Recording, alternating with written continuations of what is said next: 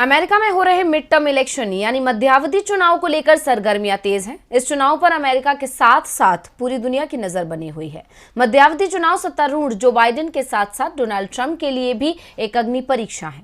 इस चुनाव के नतीजे ही 2024 में अमेरिका में राष्ट्रपति चुनाव की उम्मीदवारी को तय करेंगे।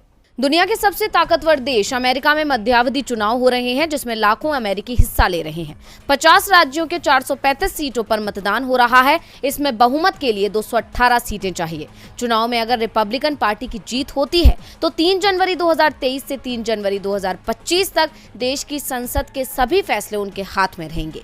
इस चुनाव को लेकर राजनीतिक हलचल तेज है, क्योंकि ये चुनाव राष्ट्रपति चुनाव पर गहरा असर डालेंगे।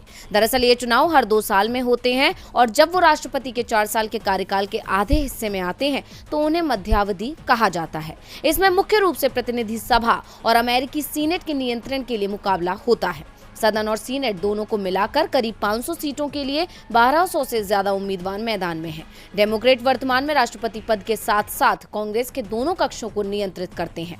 मध्यावधि चुनाव तय करते हैं कि कांग्रेस को कौन नियंत्रित करता है। जो कोई भी कांग्रेस का नियंत्रण लेता है उसका अमेरिकी कानून पर महत्वपूर्ण प्रभाव होता है और संघीय कानूनों को बनाने, बहस करने और पारित करने का प्रभारी होता है। ये चुनाव अगले 2 सालों में बाइडेन के राष्ट्रपति के एजेंडे के लिए दृष्टिकोण भी निर्धारित करेंगे। मध्यावधि चुनावों को आमतौर पर राष्ट्रपति पद के लिए 2 सालों में एक जनमत संग्रह माना जाता है। अब इस चुनाव में जिसकी जीत होगी, साल 2024 के लिए उसकी राह आसान होगी।